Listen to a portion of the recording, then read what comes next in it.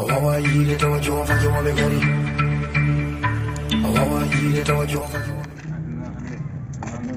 aduna hawlide metti trop mais andi tan lendi kos jen bade mouvement wure ndara seda mouvement ndaran no wacce parce que aduna hande yedan yedan aduna yedan ceerno an gammade hande waaju ala waji no wodi gay bismillah manaji munen naam tawda jayi men nyama allahu akbar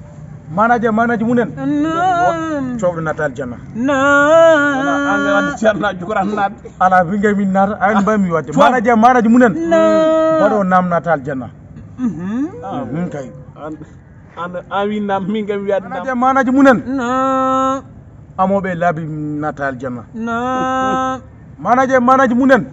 naam surga natal janna naam ceerno wimon manaji munen an ko soirée je nyalde ngurno da maci min joni dum mi mawni mata yari ngam jaada wadi wari manaji munen ana mawnani naam mi mawnani hangen poti soirée to ana dorwaga nadde aljanna ceerno no to manaji munen ko gonga yahobe ne limbina laabi ben nata aljanna en jenke den waji mabbe o kedden waji mabbe na toon daro do mi baro min jidi ko jam vraiment manaji munen dole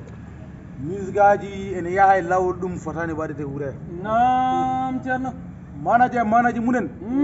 rentu bidi da tata fone ponno hadede wure ha heddi enen beedo serama be naam manaji munen ngoron tato ene wure be bundi misgaji tan di ganda dalilu tan nganda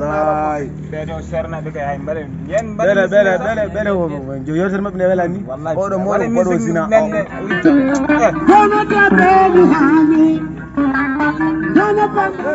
assalamu alaikum no te bedo kare ono maron ganda ngamiri mo jaay maron ganda ngamiri ko hada wure manaji munen do ko kada wure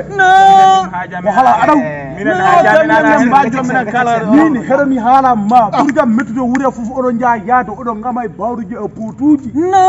min cerno ngiden der wure meto dum ne foti wadde wure cerno so bab ma to weta min amana mon ndesan mi mijimo cuga kam so odo mi anda ko bab ha ndesan Mimi amana on Mimi amana on Salika mojo Kusam judo Onon jori git Bi dan mami amana on Oriande de mi amana on Tachulen mudi Salam magamet salam magamado